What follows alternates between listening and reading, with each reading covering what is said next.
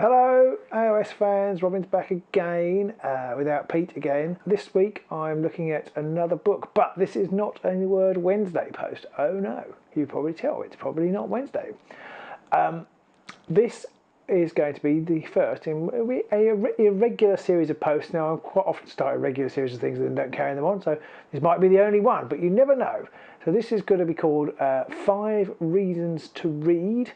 And what I picked this week is The Magic Misfits by Neil Patrick Harris. He of How I Met Your Mother and emceeing lots of ceremonies fame, and a bit of a Neil Patrick Harris fan in this house, or several. My wife's a big fan. So we thought we'd try this out. And this is his first novel.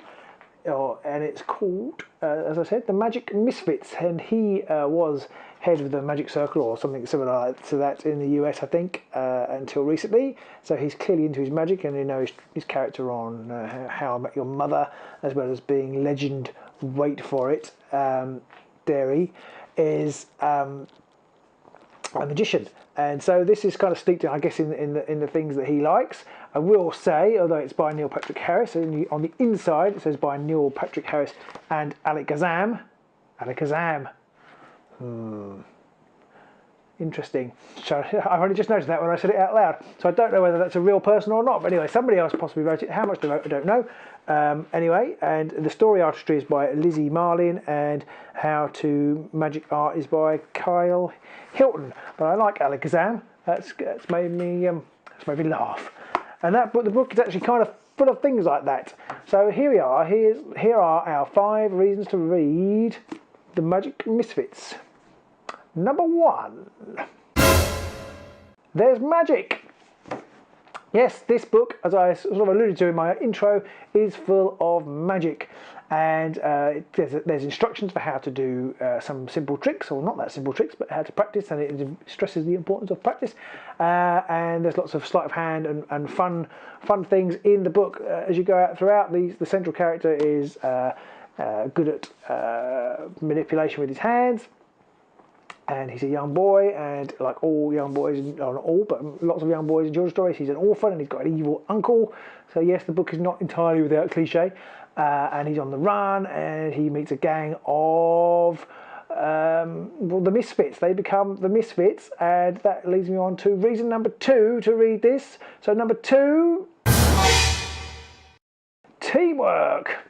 Yes, the Misfits, they meet together, they make a club, they can all have various skills, they're all very different people from all walks of life, which is really nice, a really good makeup of characters in the book. They all have their flaws, but they all have their skills, and they work together beautifully to overcome the evil kind of villain of the piece. The Bosso, who is a sort of circus ringmaster, which brings me on to number 3. There's evil clowns. Yes, evil clowns. Not like really evil Halloween-y, dripping with blood and murder evil clowns, but just creepy clowns, and you know, they sort of circus shenanigans, and so that adds to that whole magical theatrical that the book has, and it's good fun. Lots of fun going on there. Number 4. What's the 4th reason? Let's have a look. The codes.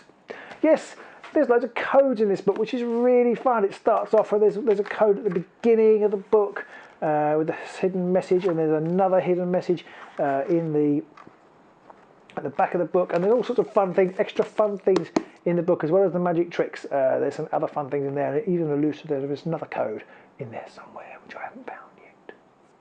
Who knows? And the final reason to read this is number 5.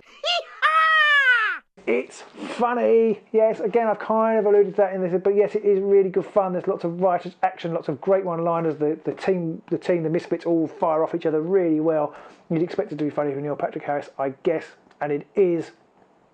And that kind of goes through the whole book, so you're always entertained. So the story's a little bit, especially if you're grown up reading it like I was, you kind of know what's going to come, what's going to happen. But it's just really fun and riotous and entertaining and lots of magic and pizzazz, and that's a really great read.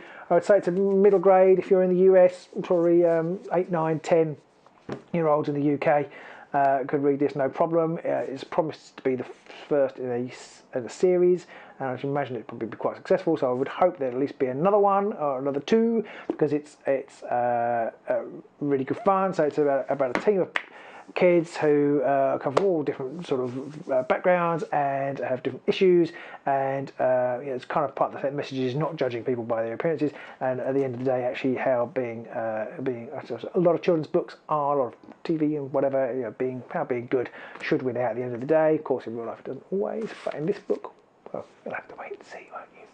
But anyway, that is Neil Patrick Harris' Magic Misfits. I hope you enjoyed this new format.